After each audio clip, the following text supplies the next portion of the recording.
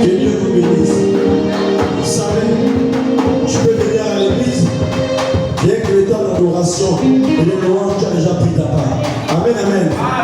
Donc nous allons passer la parole sur votre acclamation.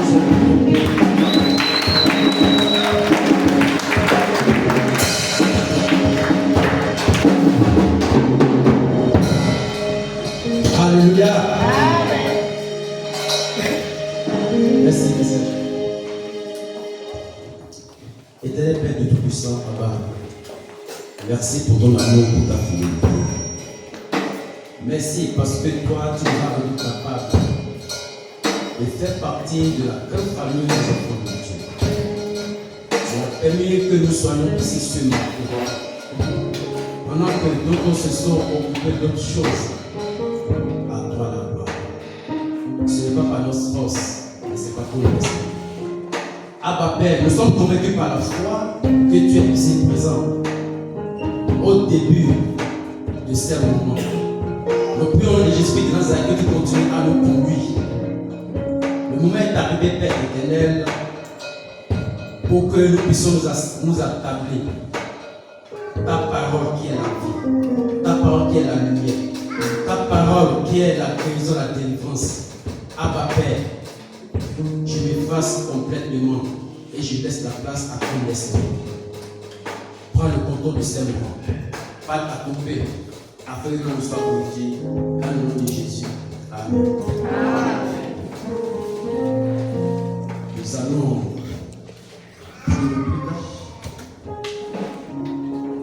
j'aimerais avoir une lecteur ou lectrice, des bons lecteurs ou lectrices. On va partir dans la version parole de vie.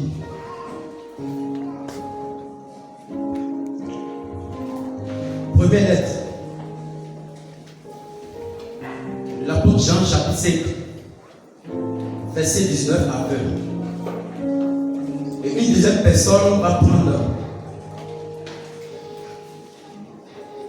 l'évangile selon Matthieu, chapitre 6, verset 10, toujours dans la version parole de vie. Quelqu'un à la page?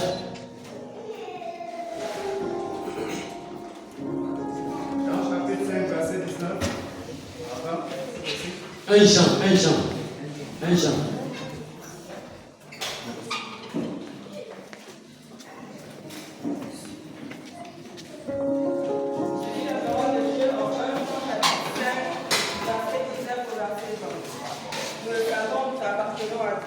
Nous le savons, nous appartenons à Dieu. Mais le monde entier est sous le pouvoir du mauvais. Nous le savons, le Fils de Dieu est venu.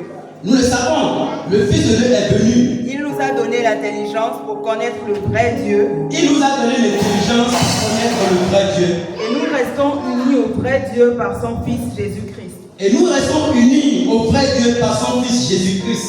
Lui, il est le vrai Dieu. Lui, il est le vrai Dieu. Et il est la vie pour toujours. Et il est la vie pour toujours. Amen.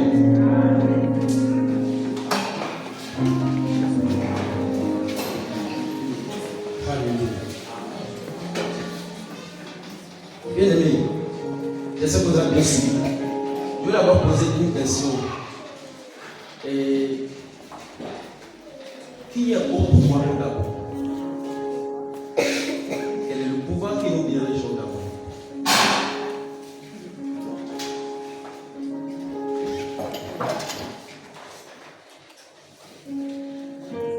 Oui.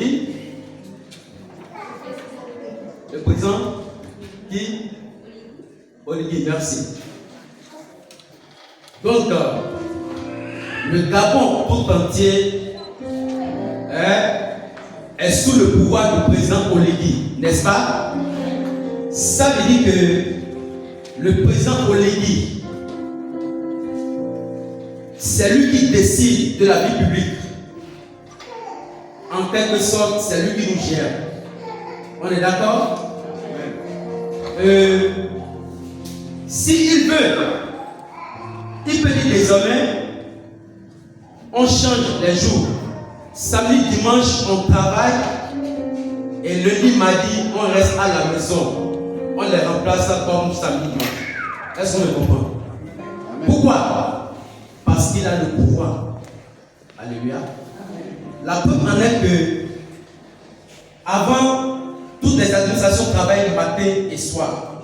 N'est-ce pas? Matin et l'après-midi. C'est en 2012 que le président, son président, a pris un décret, ils ont changé. Et puis on a instauré les journées continues. N'est-ce pas? Amen. Et dans ce passage, on nous dit que nous savons que nous appartenons à Dieu. Mais le monde entier, sans exception, est sous le pouvoir du mauvais. Je sais qu'on l'a entendu, hein? Du mauvais. Le mauvais, comme son nom dit, le mauvais. Il est mauvais. Quand on parle du mauvais, il n'y a rien de bon. Il y a l'injustice, n'est-ce pas? Et on dit que le mauvais, c'est lui qui contrôle le monde entier. Comme il dit, le Gabon, toute l'Afrique, toute l'Europe et le monde entier. Alléluia. Je voudrais vous ajouter la version d'Abi. Le même passage, hein, ça dit, premier épître de Jean, chapitre 5, verset 19 à 20. Mais je vais juste lire le verset 19 parce qu'il y a un mot qui m'intéresse là. David dit, nous savons que nous sommes de Dieu et que le monde entier gît dans le méchant. Alléluia. Là-bas, on a dit que nous savons que nous appartenons à Dieu, mais le monde entier est sous le pouvoir du mauvais. Mais ici, il dit, nous savons que nous sommes de Dieu et que le monde entier gît dans les méchants. Gît. Ça vient du mot gédulaire, du verbe Jésus. Jésus, ça veut dire quoi? Ça veut dire allonger, mort. Donc David nous dit que nous savons que nous sommes de Dieu, mais le monde entier sans exception est allongé, mort dans le méchant. Je ne sais pas si les gens qui ont assisté au traitement des dépouilles humaines à la mort d'une fois. Voilà. Vous vous imaginez, inerte, sans aucune possibilité de faire quoi que ce soit. On peut faire de cette dépouille ce qu'on veut. N'est-ce pas? Maintenant, la Bible nous dit que c'est comme ça. Le monde entier est dans le méchant. Ça veut dire que le méchant, il fait des habitants du monde ce qu'il veut. Parce qu'ils sont comme morts entre ses mains dans son pouvoir. Vous savez, après le désastre du jardin d'Éden, Dieu a produit des paroles de malédiction. Et puis, il dit que la femme enfantera dans la douleur. Alléluia. C'est Genèse chapitre 3, verset 16. La femme enfantera dans la douleur. C'est tout ce qu'il a dit. Mais, il n'a pas modifié la durée de grossesse. On sait que généralement, c'est 9 mois au plus.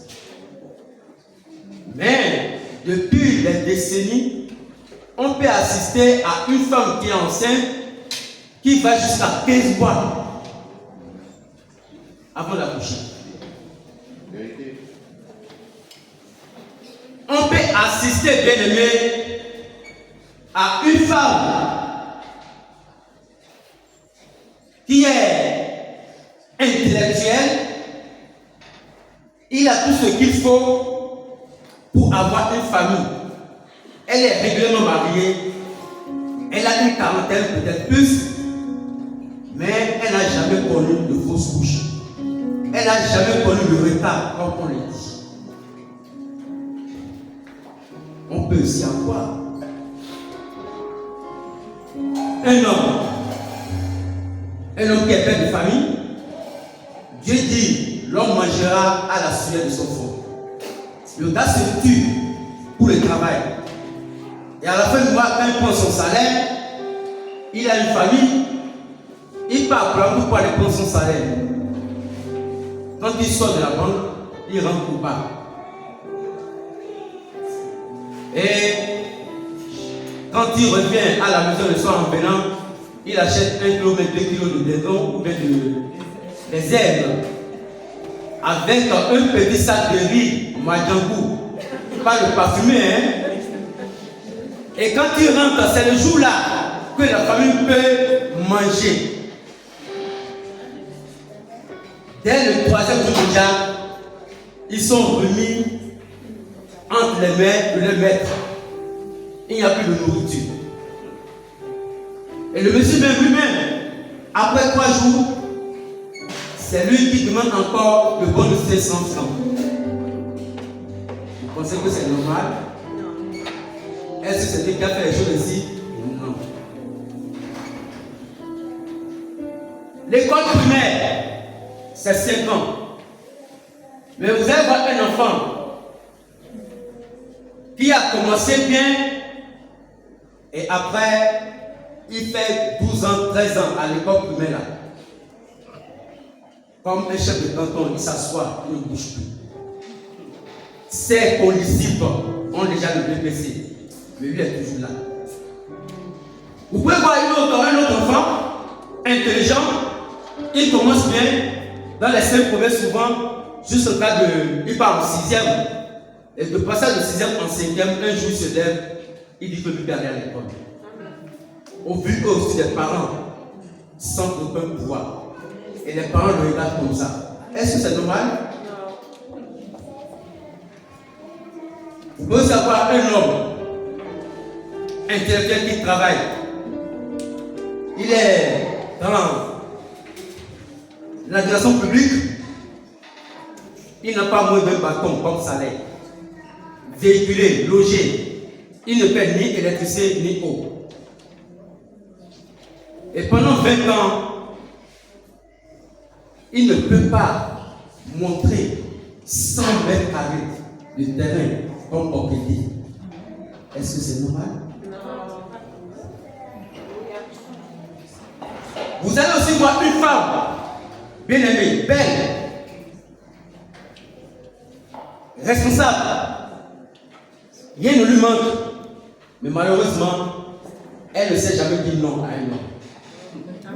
Elle accepte tout. Vous pensez que c'est normal? Vous allez voir un homme, il a tout ce qu'il faut comme moyen, il est bien aisé. Une femme de classe. Mais un jour, vous allez vous trouver avec une petite fille qui se lave à peine, au lit. C'est normal?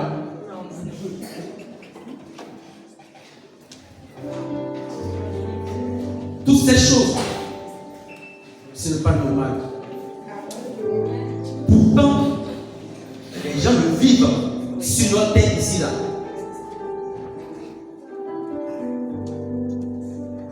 Pourquoi?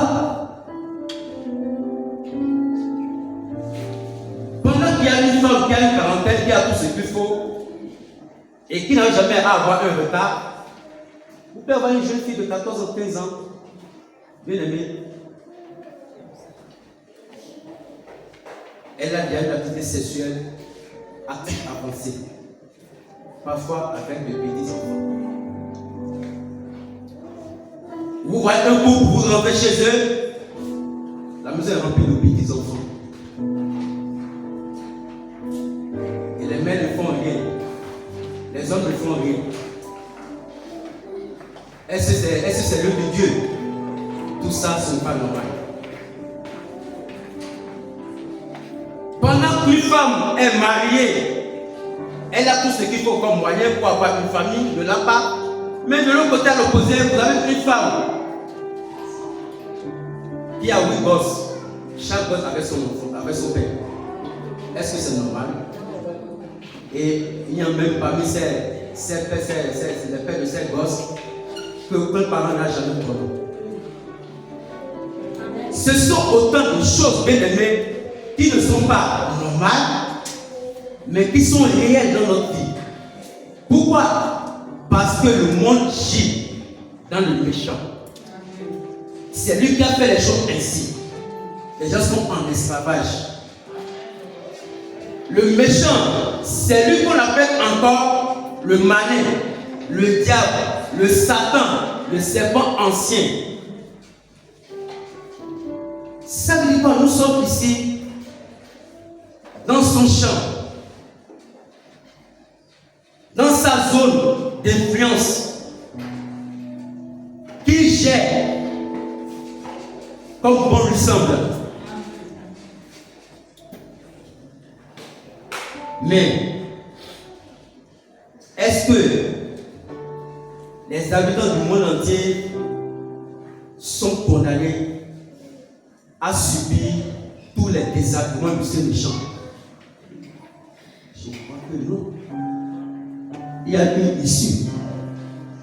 C'est pour ça que le Fils de Dieu est venu pour détruire ces œuvres du méchant. Alléluia. Amen. 1 Jean 3, 8. Vous savez, quand Jésus commence son ministère sur cette terre, son premier message, ce n'est pas la religion, mais c'est sur le royaume de Dieu. Il dit: le temps est accompli. Le royaume de Dieu est proche. Repentez-vous et croyez à la bonne nouvelle. C'est le premier message de Jésus. Alléluia. Le temps est accompli, le royaume de Dieu est proche. Repentez-vous, croyez à la bonne nouvelle. J'avais demandé que quelqu'un ouvre le livre de Matthieu, chapitre 6, verset 10.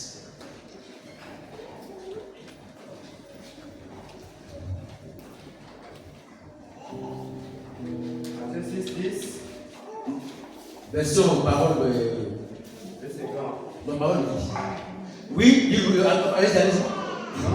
Jean chapitre 6, à partir du verset 10, la Bible dit ce qui suit. La première phrase. Ou bien, pas d'abord au verset 9, et puis tu ajoutes la première phrase du verset 10. Verset 9. La Bible dit: voici donc comment vous devez prier. Voici donc comment vous devez prier. Notre Père qui es aux cieux, Notre Père qui est aux cieux, que ton nom soit sanctifié. que ton nom soit sanctifié. Verset 10. Ouais. Que ton règne vienne. Merci, ça va. Ça, c'est 8 secondes. Par contre, la parole de Dieu dit, au verset 9, notre Père qui est aux cieux, ton nom est saint. Fais que le monde le reconnaisse. Au verset 10, il dit, fais venir ton royaume. C'est Jésus qui apprenait aux disciples comment prier. À un endroit, je vous ai dit que, puisque les habitants du monde ne sont pas condamnés à subir obligatoirement les désagréments du méchant, que voilà pourquoi le Fils de Dieu est venu pour détruire ces œuvres du méchant. Et dès le départ déjà, Jésus a déjà entamé cette mission de destruction des œuvres du méchant. Et voilà pourquoi, en apprenant aux disciples comment prier, il a demandé de dire: fais venir ton royaume. Pourquoi? Parce que le royaume ici-bas, c'est le royaume du méchant. Il le gère comme bon le semble. Et il est question d'implorer la grâce du Père qu'il fasse venir son royaume. D'ailleurs, dans Jean 14, verset 13, quand Jésus s'apprêtait à partir, il a dit aux disciples: tout ce que vous demanderez en mon nom, je le ferai, afin que le Père soit glorifié dans le Fils. Ça veut dire que quand on demande que le royaume de Dieu vienne, on aura la réponse. Ça qu'on demande au nom de Jésus. Pas seulement ça, tout ce qu'on aura demandé. Donc, bien aimé, ce matin, nous allons nous entendre sur connaître et et vivre le royaume de Dieu. C'est le thème de ce matin. Connaître et vivre le royaume de Dieu. Alléluia. Amen.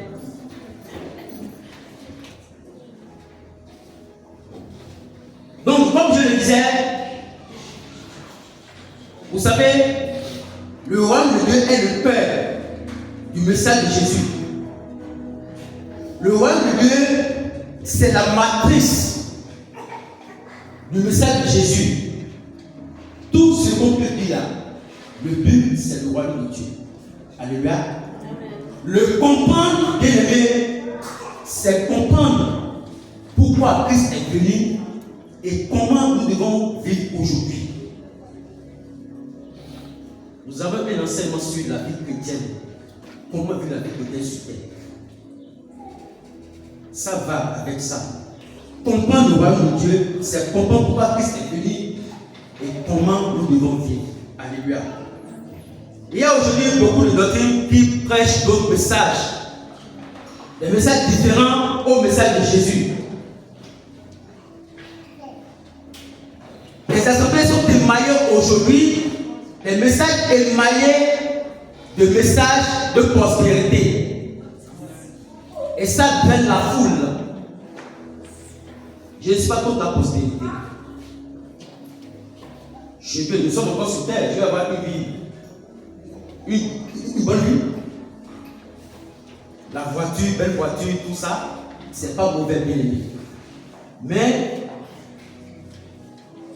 la prospérité est susceptible de nous éloigner de l'essentiel.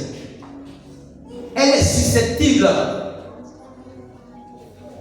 de nous écarter, bien aimé, de l'objectif que nous visons dans notre voyage vers le ciel.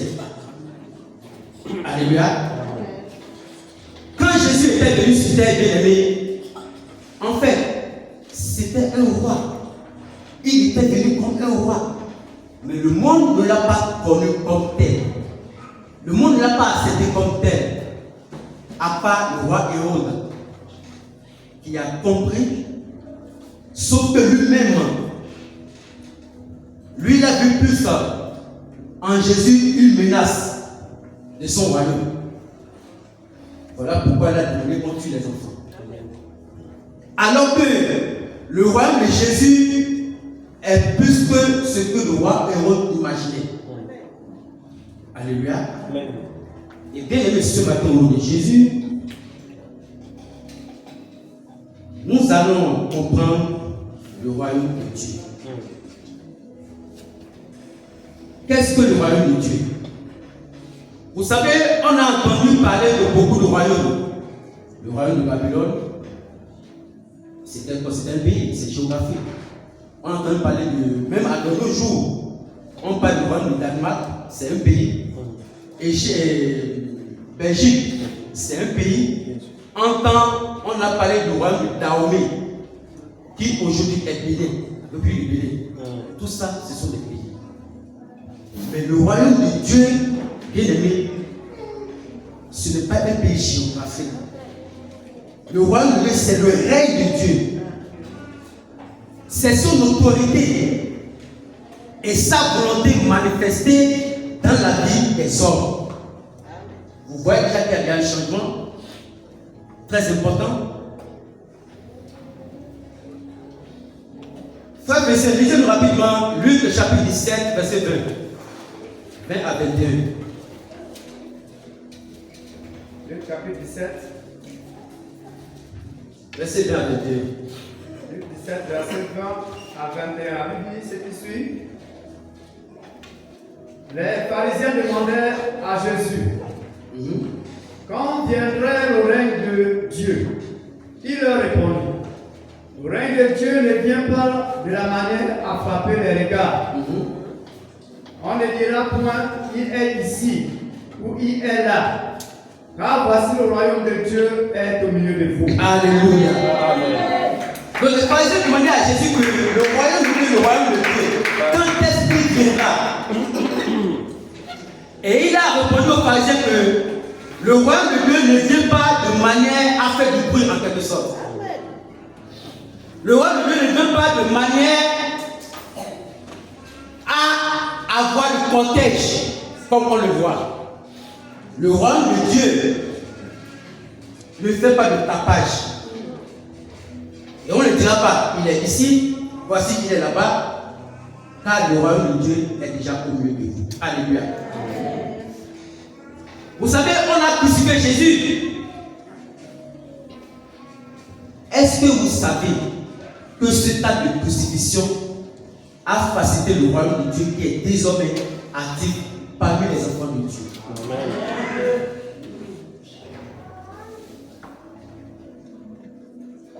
Si le diable connaissait à l'avance la suite de la question de Jésus, je vous assure qu'il n'allait pas le pousser à la croix. Parce que, vous voyez, lorsque Jésus a été crucifié, il y a des gens qui se moquaient de lui. Surtout toi-même. Pourquoi? Parce qu'il ne comprenait pas ce qui s'est passé. Alléluia. Amen. Il ne savait pas que cette œuvre de la croix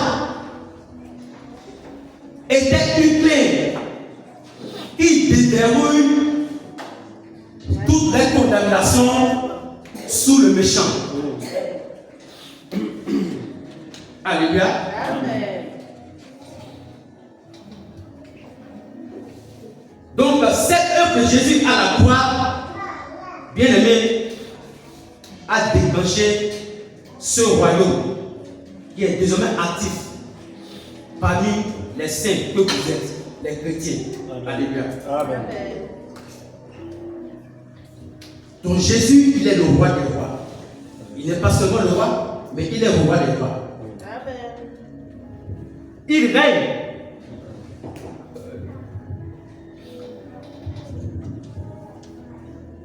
Et quand on parle de roi, bien aimé,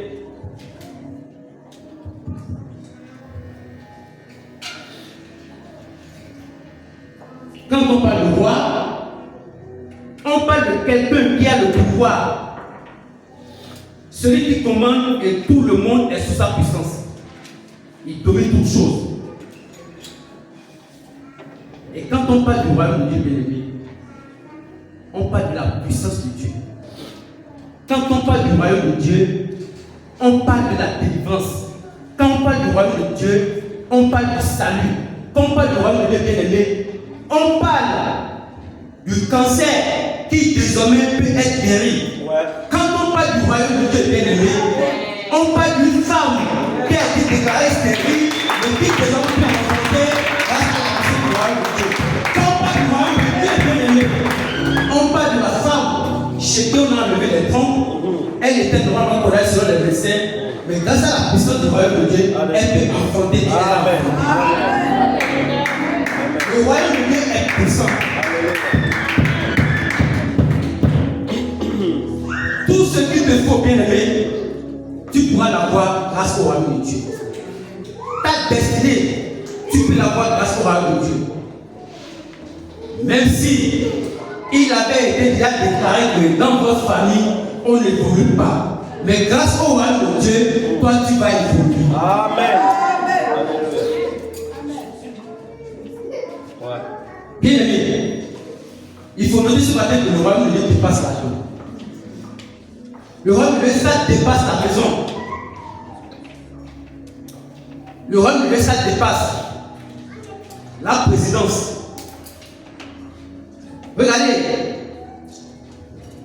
l'homme le plus puissant de la terre, aujourd'hui le plus souvent on dit ce sont les présidents des États-Unis, Donald Trump, bien aimé. Mais le pouvoir du royaume de Dieu, ça dépasse le pouvoir de Donald Trump. Amen. Le pouvoir du royaume de Dieu, ça dépasse le pouvoir de l'homme le plus riche du monde. Parce que parlant de l'homme le plus puissant du monde, parlant de l'homme le plus riche, tôt ou tard il mourra. Alors que je vous parle de quelqu'un qui ne mourra jamais. Parce qu'il a vécu la mort. Il a les clés du séjour de la vie. Je vous parle de Jésus-Christ de Nazareth.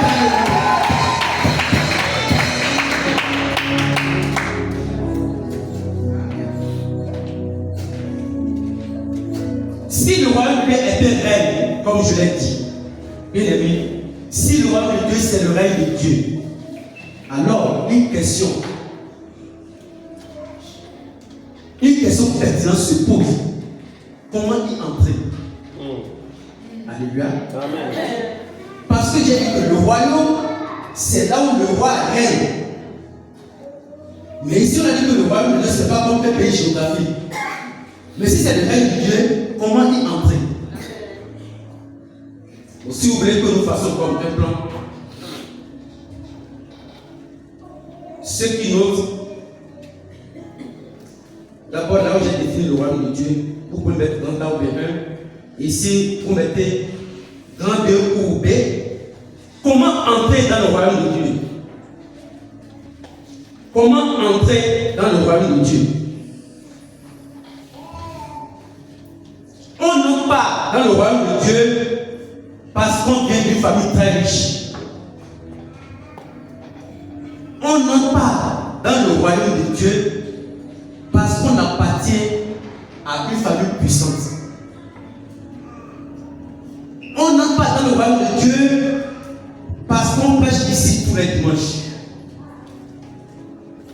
On n'entre pas non plus dans le royaume de Dieu parce qu'on balaie les temples tous les jours.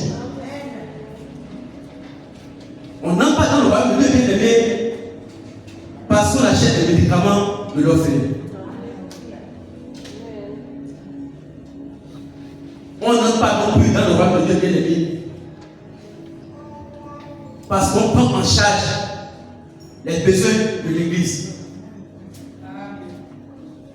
Mais pour entrer dans le royaume de Dieu, on passe par la nouvelle naissance. Alléluia. Si un homme ne naît de nouveau, il ne peut voir le royaume de Dieu. Amen. Jean chapitre 3, verset 3. Jean chapitre 3, verset 3. Non, c'est bon, c'est ça. J'ai fait la référence. Amen. Si un homme naît de nouveau, il ne peut voir le royaume de Dieu. Amen. Quand on parle de naître de nouveau, quand on parle de nouvelle naissance, vous comprenez que ça veut dire qu'il y avait une naissance précédente. Amen. Mais pourquoi il est nécessaire d'avoir une nouvelle naissance pour entrer dans le royaume de Dieu? Si vous avez suivi depuis jusque-là, c'est parce que la naissance précédente a été effectuée dans le royaume du méchant, dans le royaume du malin, dans le royaume du Satan. Alléluia. Amen. Donc tous ceux qui sont dans le royaume de Dieu sont d'abord nés de nouveau. Et cette nouvelle naissance, bien-aimée, ça passe par la repentance. Quand tu es né de nouveau, bien-aimé, celui qui est né de nouveau se repent et abandonne ses péchés, abandonne les caractères du péché. Parlons du péché, oui, il y a des choses qui peuvent arriver par la faiblesse. Mais quand la personne qui est née de nouveau, bien-aimé, il s'en fout tout. Il se culpabilise parce qu'il y a le Saint-Esprit en lui. Et puis il ne reste pas dedans. La nouvelle naissance, ça passe aussi par la foi en Jésus-Christ. La foi en Jésus-Christ nous amène à renoncer à nous-mêmes. Si tu as la foi en Jésus-Christ, tu renonces à toi-même, c'est-à-dire tu te remets en cause. Tu te mets sous la conduite de Jésus. Entre le brebis et le berger, qui conduit l'autre? C'est le berger. Nous sommes les brebis. Si tu dis que tu es né de nouveau et que tu ne laisses pas Jésus te conduire, bien aimé, quoi si tu veux tirer la conclusion? Alléluia. Es-tu déjà né de nouveau, bien aimé? Si c'est le cas, je te dis congratulations. Amen. Félicitations. Amen. Parce que là, ça veut dire que tu es une nouvelle créature. Alléluia. Dieu, il règne dans le cœur transformé. Quand tu es né de nouveau, tu es transformé. Dieu règne dans le cœur transformé. Il règne dans l'obéissance à sa parole. Donc le royaume de Dieu est dans le cœur transformé et dans l'obéissance à sa parole.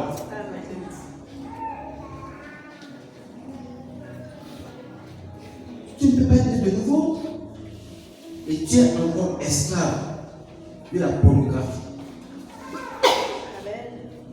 Esclave de l'adultère. Parlons de pornographie, bien aimé. Moi qui suis devant vous, j'étais un accro. Mon épouse est là. Et je vois que je l'avais dit une fois, je n'avais jamais accepté que la masturbation était un péché. C'est que je raisonnais. Parce que je ne comprenais pas comment ça pouvait être un péché. Jusqu'à ce qu'un jour, j'étais dans le couloir et il y a un truc qui passait à la décision, qui passait carburé, tout comme ça. J'étais dans le couloir depuis des années. Mais ce jour-là, j'ai entendu film et du coup j'ai été convaincu. Jusqu'à ce jour. Et je me dis même comment j'ai pu faire un truc comme ça. J'étais bête quoi. Ça c'est quoi? Ouais.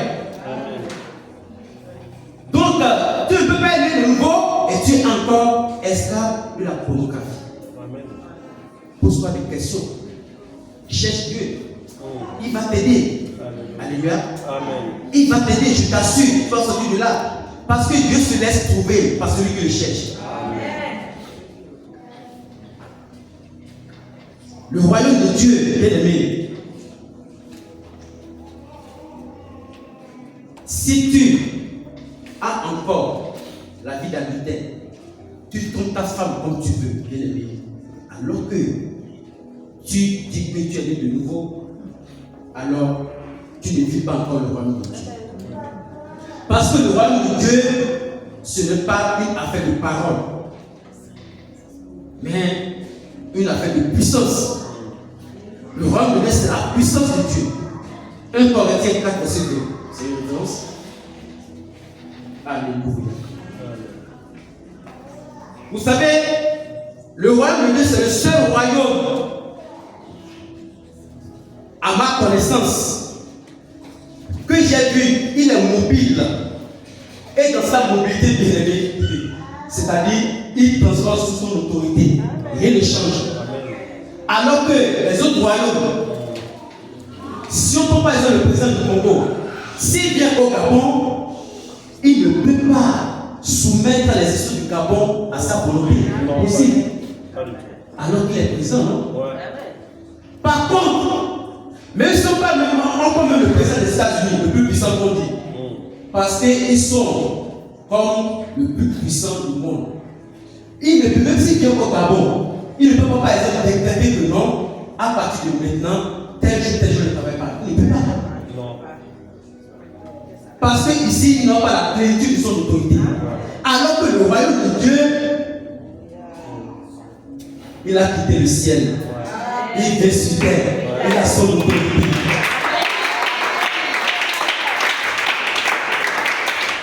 Donc quand le royaume de Dieu est dans ta vie, bien aimé, tu n'es plus sur la condamnation. Romains 8, verset 2. Il n'y a pas de condamnation pour ceux qui sont en Christ. Il y a un verset qui dit il n'y a pas de condamnation pour ceux qui sont unis en Christ. Tout à l'heure, j'ai donné une illustration du berger et du brebis. Si une brebis, par exemple, se désolidarise du berger, ils ne sont plus unis. Alors que Romains 8, verset 1, quand il dit qu'il n'y a plus de condamnation pour ceux qui sont en Christ, c'est que ça continuait. Mais en fait, c'est ceux qui sont unis en Christ. Ça veut dire que si toi, tu ne te laisses pas conduire par Christ, tu n'es pas concerné. Bien aimé, tu n'es pas concerné. Il y a plein de promesses comme ça dans la Bible, mais on lit partiellement, on se croit qu'on est concerné. Non. Alléluia.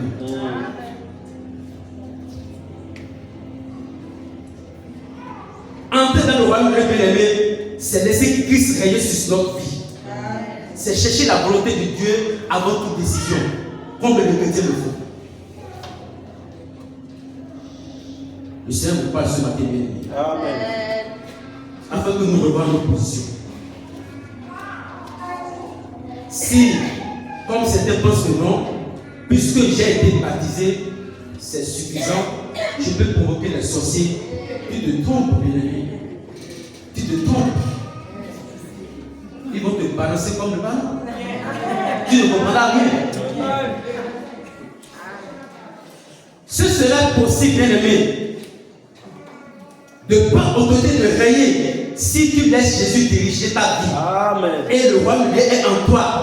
Même dans ta famille où ils sont sortis, tu es le seul bien-aimé, tu vas régner parce que tu transportes l'autorité.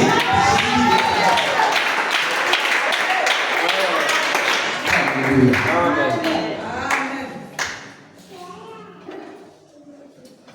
Colossiens chapitre 1, verset 12 à 13. Je lis pour qu'on aille vite. Papa, tous les gens ont pris un peu de notre. Colossiens chapitre 1, verset 12. Dit, je vais lire la parole et la version parole de Dieu. Avec joie, remerciez le Père. Il vous a rendu capable de recevoir les biens qu'il garde pour ceux qui lui appartiennent dans le royaume de la lumière. C'est le texte où Louis II, la version Louis II dit: rendez grâce au Père qui vous a rendu capable d'avoir part à l'état des saints dans la lumière. Mais ici il dit: avec joie, remerciez le Père. Il vous a rendu capable de recevoir les biens qu'il garde pour ceux qui lui appartiennent dans le royaume de la lumière. Alléluia. Ça veut dire quoi? Ça veut dire qu'il y a un royaume des ténèbres. Lequel? Celui dans lequel nous sommes sur cette terre. Bien aimé, dis à ton voisin que il m'a rendu capable. Il m'a rendu capable de recevoir les biens qui gardent pour ceux qui lui appartiennent dans la royaume de Dieu. Alléluia. C'est un héritage sans égal.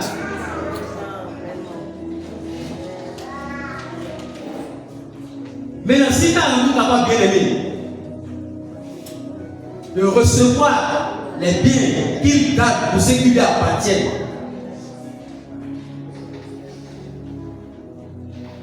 quel est encore ton problème? Il t'a rendu capable parce que seul tu ne pouvais pas y arriver. Tu ne pouvais pas l'avoir. Tu n'as aucun moyen de le posséder. Même si tu as l'argent, tu es le plus riche sur cette terre, ça ne peut pas te permettre d'être capable d'avoir cet héritage. Alléluia. C'est le Père qui nous a rendu capables.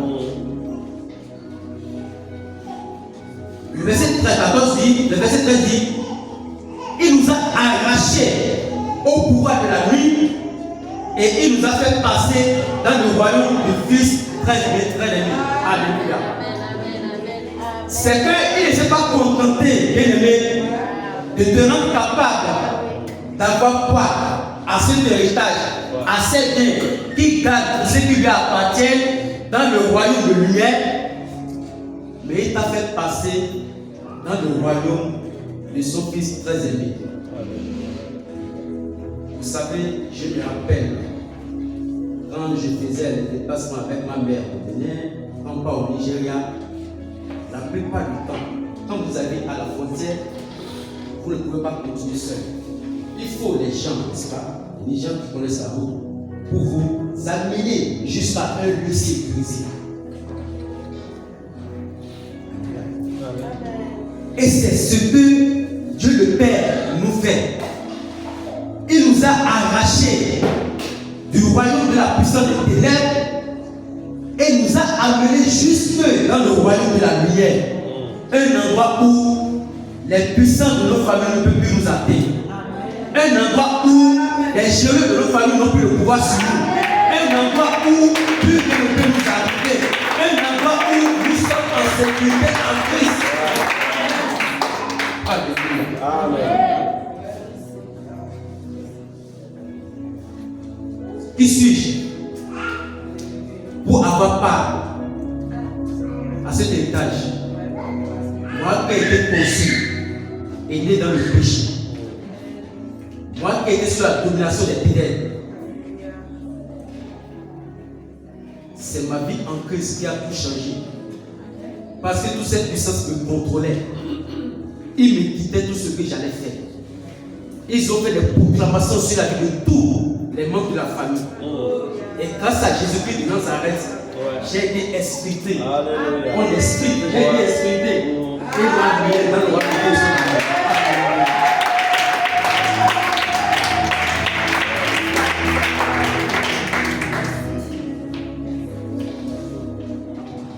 Bien aimé, quand il t'a amené là-bas, un endroit sécurisé, attention, fais gaffe. Il faut y demeurer. Ouais. Alléluia. Amen. Une fois dans le royaume de Dieu bien-aimé, comment doit-on vivre? C'est là le problème. Alléluia. Une fois dans le royaume de Dieu bien-aimé, on ne doit plus se comporter comme on se comportait. On doit ressembler maintenant aux valeurs du royaume de Dieu. Sinon, bien-aimé, on tombera dans le piège. Si jamais tu te mets encore avec ceux qui sont dans le royaume des ténèbres, bien-aimé, tu risques de compromettre ta délivrance. La délivrance, ça se conserve. Bien-aimé. La délivrance se conserve. Parce que quand on a dit qu'il nous a enlevés, il nous a arrachés, l'autre personne, il a lui dit, il nous a délivrés. Alléluia. Mais cette délivrance, elle doit être conservée. Il y a des enfants de Dieu qui sont libres normalement de la puissance des géologues de leur famille, des esprits familiaux. Mais quand ils ont des problèmes, bien aimés, ils peuvent aller voir les gangas. Oh non, en fait, je ne m'en vais pas faire du mal à quelqu'un. Le monsieur de ganga là, il ne faut pas couler le sang. En tout cas, Dieu ne fait rien de grave. Toute opération spirituelle en dehors de Jésus bien-aimé, c'est pour le diable. Vous pouvez lire à la maison Matthieu 11, verset 3 par rapport à ça. Si tu n'es pas avec Jésus, tu es avec le diable. Allez lire Matthieu 11, verset 3 jusqu'au bout. Alléluia. Amen. Ou bien il y en a, quand ils sont dans les administrations, ils veulent maintenant avoir la gloire. Et ils se laissent emporter dans les histoires bizarres. Alors qu'en temps, ils ont été liés arrachés de la puissance des ténèbres. J'ai connu une situation à Kibanga. C'était petite amie, on va lui dire, petite amie de ma belle-sœur. Toi, tu es arrivé à l'université, vraiment prions pour nos enfants. Tu es arrivé à l'université, tu n'as rien fait de mystique pour arriver à ce niveau-là. Maintenant, on te dit que tu aies vraiment du succès, il faut ça, il est rentré dedans. Et quand c'était devenu bloqué maintenant, c'est là qu'il est venu confesser. C'était tout le temps. Il s'appelait. Il a laissé un enfant. C'était trop tard. Bien aimé, quelle que soit la situation, ne te laisse pas emporter par les propositions de franc-maçon. Parce que Dieu qui t'a donné le travail, il connaît ce dont tu as besoin. Reste dans le champ dans lequel tu as mis. Alléluia.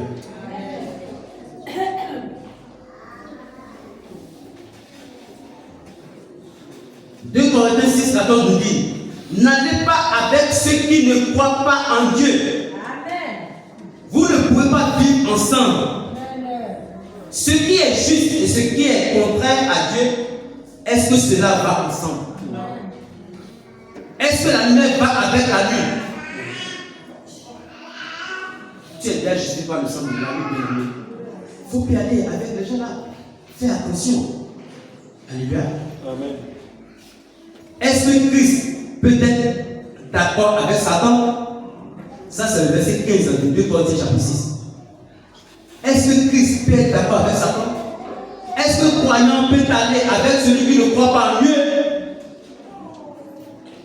Alléluia. Autrement dit,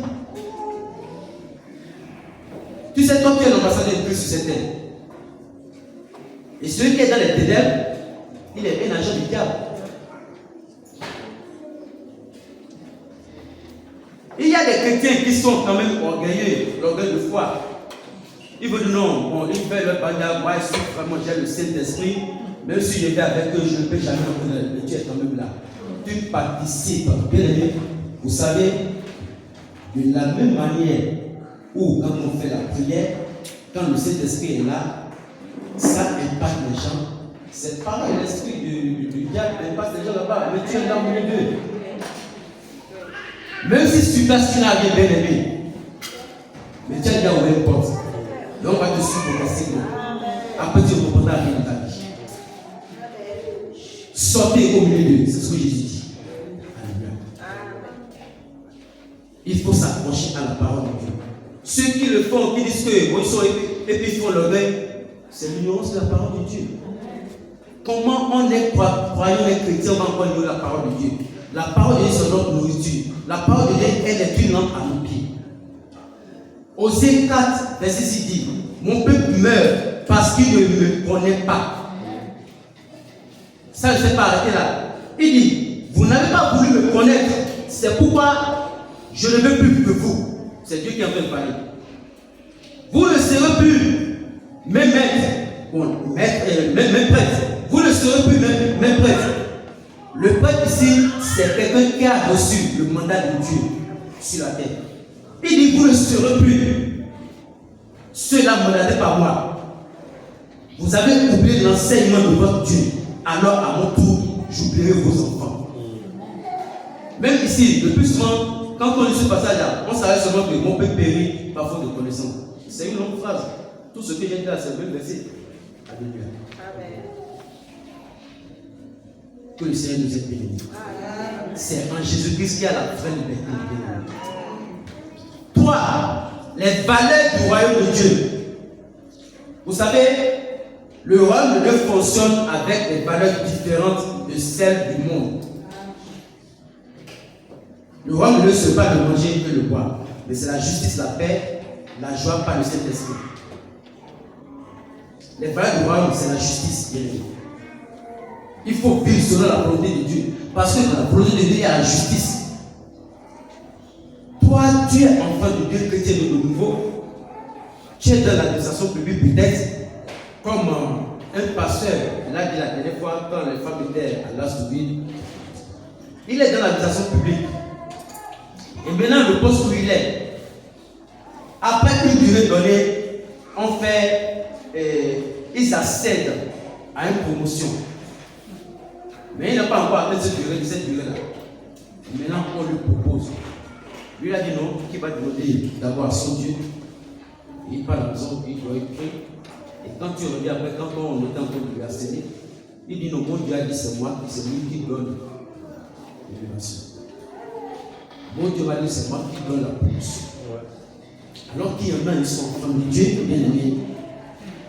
Pour faire passer les gens à des promotions, c'est l'affinité. On ne respecte plus les règles.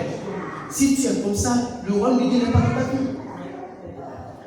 Parce que le royaume, c'est la justice. L'une des valeurs du royaume de Dieu, c'est l'humilité. Le plus grand, c'est celui qui sait. Il faut être humble. L'orgueil possède la chute. Alors que l'humilité, ça possède la gloire. Philippiens 2, 8 à 9. Il s'est élevé lui-même jusqu'à la mort. Même jusqu'à la mort, à la mort de la croix. C'est pourquoi Dieu l'a soudainement élevé. Il lui a donné le nom qui est au-dessus de tout le nom. Afin que tout genou fléchisse dans le ciel, sur la terre et sous la terre. Et que le nom de Jésus de Nazareth, tout genou fléchisse à la terre.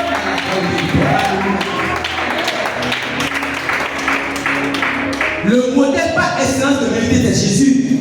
Il a laissé sa gloire au ciel. Quand bien même Pierre cette possibilité pour arracher l'oreille de l'un des sacrificateurs là. Pierre s'est levé là, rendu service à lui. Il était bien, tu vois, le torse, oui, j'ai fait tout ça là. Qu'est-ce que Jésus a fait? Jésus a pris l'oreille là. Entre celui qui détruit et celui qui démolit, qui est le plus fort? Celui qui construit, celui qui démolit. Donc je suis là de demander tout ce que je peux faire au-delà de ça. Mais je suis là en train d'obéir à la volonté de Dieu le Père. Voilà pourquoi il s'est laissé humilier. Bien aimé, Jésus nous demande l'humilité. Alléluia. La foi sans humilité, bien aimé, c'est une foi vide. Encore, une valeur du royaume, c'est l'amour et le pardon. Matthieu 6, 14 dit, si vous pardonnez aux hommes leurs offenses, votre Père Céleste vous pardonnera aussi.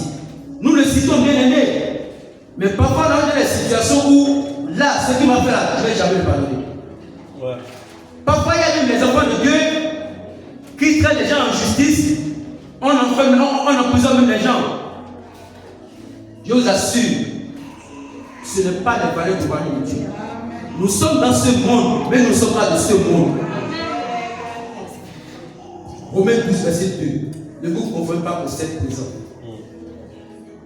Soyez conscients par le moyen de l'intelligence afin de savoir quelle est la volonté de Dieu, ce qui est juste, agréable et parfait. Alléluia. Amen. Vivre cette valeur, bien aimé, vivre cette valeur du royaume, ça demande un engagement quotidien. Et Jésus nous appelle à une priorité. Ah oui. Voilà pourquoi nous les chrétiens, Jésus appelle à une priorité afin que nous soyons ancrés dans cet engagement quotidien pour vivre les valeurs du royaume. Quelle est la priorité que Jésus nous demande? Chercher le royaume de Dieu en priorité. Alléluia. Jésus veut que, avant toute chose, nous cherchions le royaume de Dieu. Matthieu 6, 33. Cherchez premièrement le royaume et la justice de Dieu, et toutes ces choses vous seront données par-dessus tout. J'ai dit que je ne suis pas contre les messages de prospérité, mais le risque est que la prospérité, les prospérités sont susceptibles, bien aimés, de nous écarter de l'objectif. Quand on s'accroche à la prospérité, bien aimé, la petite venant en mangeant, on veut avoir encore plus de prospérité. Et puis on oublie l'essentiel. On oublie qu'on n'est pas de ce monde, qu'on y est seulement en pas de passage. Alléluia. Amen. Quand le royaume de Dieu devient notre but bien-aimé, Dieu prend soin de nos besoins. Notre vie devient un témoignage. Ouais. Nous portons du fruit pour sa gloire. Alléluia.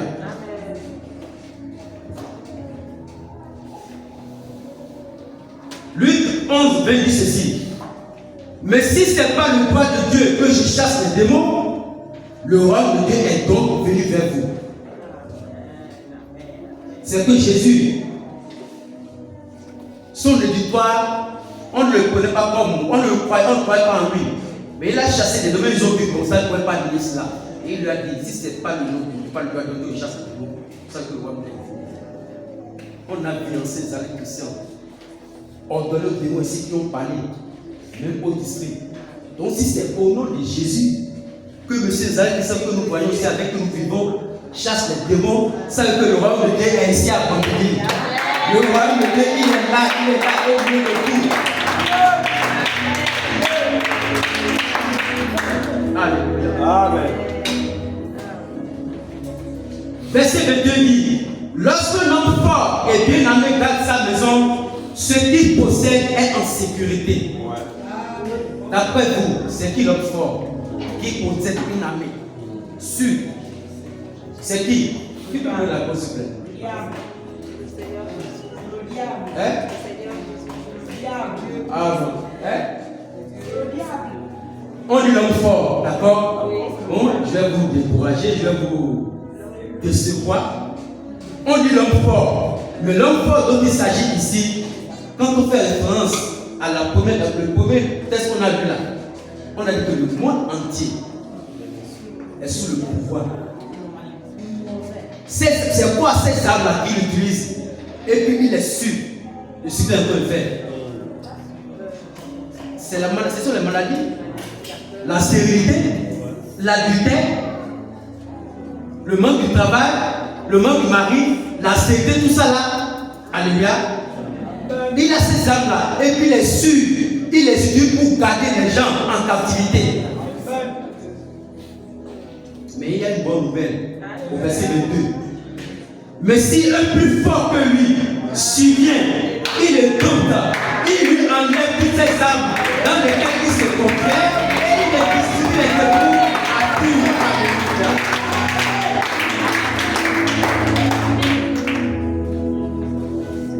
Quelque chose que suivi, bien aimé. Le diable a contrôlé la vie de votre famille.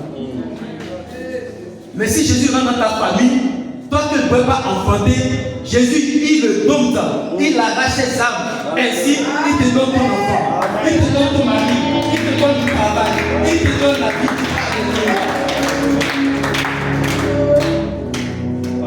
Ouais. Alléluia. Bien aimé, le royaume de Dieu, ce n'est pas seulement un message à entendre, mais une réalité à vivre. C'est même une invitation. Alléluia. Bien aimé, peut-être que tu entends parler du royaume de Dieu, mais Jésus ne règne pas encore. Mais Jésus ne règne pas pleinement dans ta vie. De tout ce que tu as entendu ce matin. Tu viens à l'église, mais ton Père est le règne de Dieu. Aujourd'hui, Dieu t'appelle. Pas demain. Parce que le Père est plus tard. Aujourd'hui, le Père est trop tard. Jésus dit, pourquoi m'appelez-vous Seigneur, Seigneur, et ne faites pas ma volonté? Vous ne faites pas ce que dans Luc chapitre 6, que le Seigneur sa parole.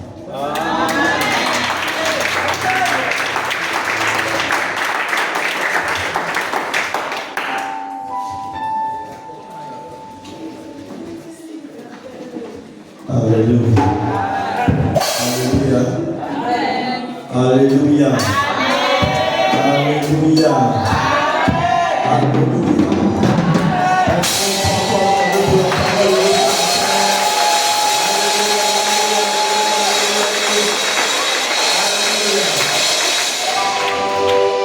Quand Dieu parle, il y a un besoin. Amen, amen. Moi, c'est la conclusion de sa parole. Il a fini par dire que demain peut-être tard. Amen. Donc, il a dit, je vais dire ça en français simple, que par rapport à ce que tu as entendu ce matin, si tu n'as pas encore donné ta vie au Seigneur, voici l'occasion pour toi aujourd'hui. Ce jour où Dieu t'appelle, il te dit, me voici. Quand tu lis Apocalypse, verset 3, chapitre 3, verset 20, il dit, je me tremble devant ta porte. Si tu entends ma voix et que tu ouvres la porte, je viendrai souper avec toi, toi avec moi. Souper, imaginez-vous Dieu va venir souper avec vous. Souper, ça vient avec toi. Quand tu auras des problèmes, il est là avec toi. Quand tu auras des difficultés, il sera avec toi. Quand tu seras malade, il sera avec toi. Donc il te dit aujourd'hui, voici l'occasion qu'il te donne. Il te donne l'occasion. Si tu as entendu parler de Jésus, si tu veux donner ta vie au Seigneur, voici le moment. Il t'appelle ici. Viens donner ta vie au Seigneur. Ça ne peut être la dernière des fois pour toi, pour toute ta vie. Donc si tu as écouté le message et que tu veux donner ta vie au Seigneur, viens devant, va prier pour toi. N'aie pas honte. Parce que Jésus dit que si tu as honte de lui, l'autre aura honte de toi auprès de son Père. Amen, amen. Je vous dis qu'il ne parle pas en vain. Si tu hésites parce que tu vois l'autre, tu dis, ah, si je viens de là, on va se moquer de moi. Avec Dieu, on ne se moque pas. Dieu, il s'agit de ton salut. L'orateur a dit tout à l'heure que demain peut être tard. Amen, amen. Donc, sur la commune des chante, on attend que vous veniez. Si vous ne venez pas, c'est pas grave, on va continuer. Amen, amen. Alléluia. Dieu est bon. Dieu est merveilleux. Dieu est puissant. Alléluia.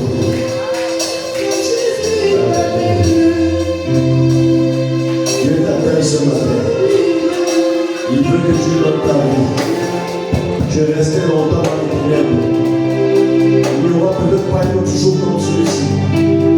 Il sera peut-être le dernier jour. Dieu te dit, il veut que tu donnes ta vie à lui seul. Parce qu'il est le seul capable de pouvoir t'amener au royaume qui a été parlé ce matin. Et si tu résistes, Dieu va aussi résister à toi. Alléluia. Alléluia. Que Dieu soit là.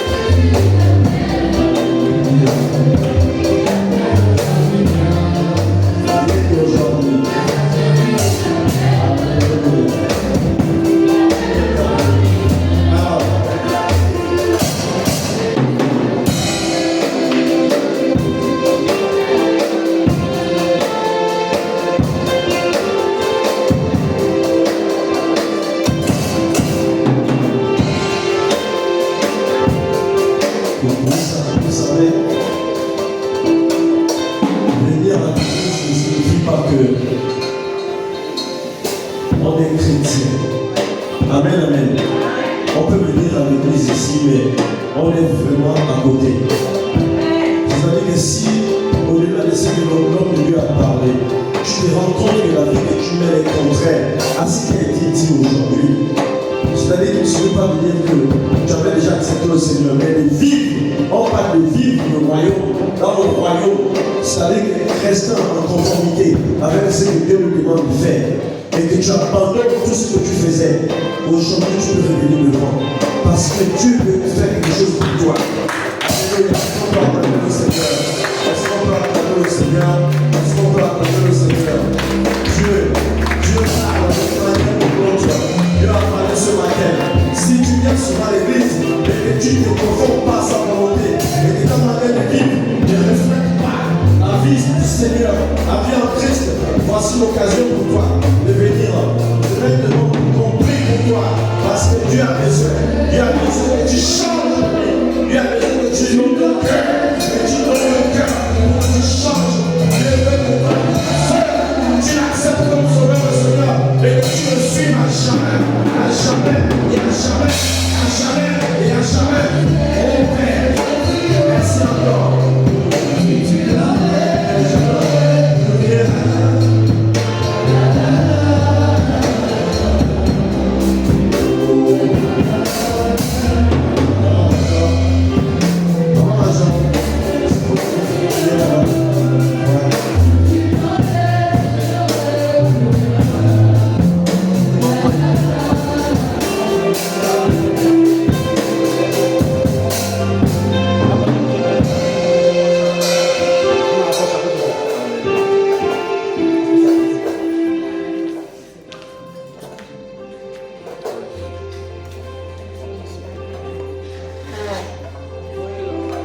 Comme l'évangéliste comme il a dit, c'est Jésus qui a parlé. Il a dit, si tu as honte de moi, je veux honte de toi devant mon Père.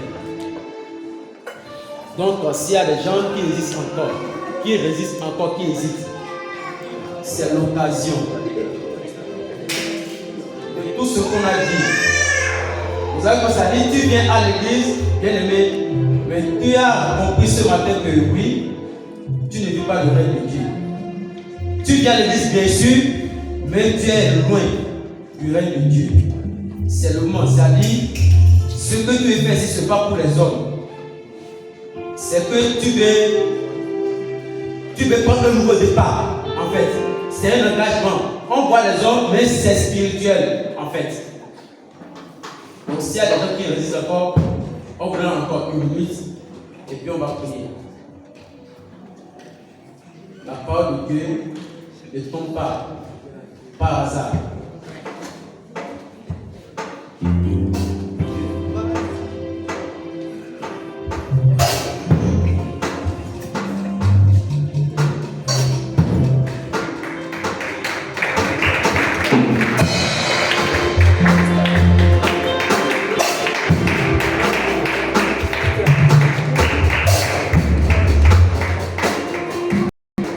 Alléluia.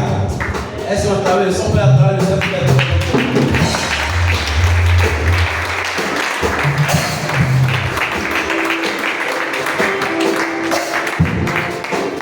Bon, on va prier dans son temps. Fermez vos yeux. Vous répétez avec moi. Seigneur Jésus, ce matin, j'ai entendu ta voix. Je crois que c'est un rendez-vous que tu m'as donné. Et ce matin, je prends la décision de repartir sur une nouvelle base avec toi. Je m'abandonne entre tes mains. Que ton esprit me conduise dans toute ma marche, dans toute ma vie, dans mes comportements. Je vais être lié sur ta volonté pour tout le reste de ma vie, jusqu'à ce que tu reviennes. Alléluia. Éternel Père, Dieu Tout-Puissant, Dieu d'Abraham, Dieu d'Isaac, Dieu d'Israël, toi le Père de notre Seigneur Jésus-Christ de Nazareth, ce matin tu as parlé à ton peuple et à ces observateurs qui sont devant toi. Ils n'ont pas honte de toi. Ils sont venus prendre l'engagement de te suivre. Ce matin, de Jésus, je prie que ton règne vienne dans ma vie. Au nom de Yeshua. C'est toi qui as dit dans ta parole, Jean 14, verset 13. Tu as dit tout ce que vous demandez au Père en mon nom, je le ferai, afin que le Père soit glorifié dans le Fils. Et ce matin, nous prions en ton nom Jésus et nous demandons au Père qu'il fasse des sensations réelles dans la vie de ces femmes et de ces enfants. Au nom de Jésus-Christ de Nazareth.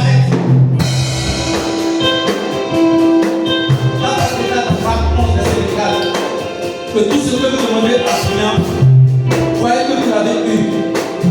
Et que le verset s'accomplit. Par la face de la Seigneur, nous croyons que Dieu a exaucé la prière et celle de nous sommes venus. Tu règnes désormais dans la vie. Au nom de Jésus, toi le Père de ton Seigneur. Mais quand il va arriver que les tribulations, Seigneur, cherche à les éloigner de toi. Permets que ton esprit, Seigneur, les assiste, les fortifie dans le nom de Jésus. Merci Père. Oui, déclare qu'il y a de la joie au ciel pour qu'il a tout ce développement. Oui, c'est un acte de repentance ce matin. Reçois la gloire. Sois élevé, sois glorifié. Sois le Dieu du temps. À toi de la personne de côté. Au nom de Jésus, nous avons prié. Amen.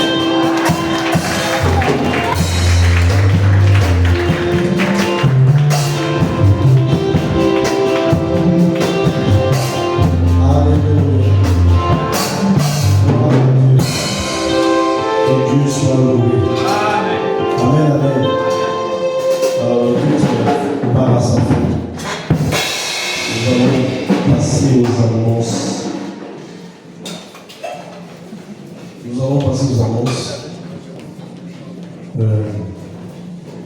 Aujourd'hui, nous sommes le dimanche de février 2026.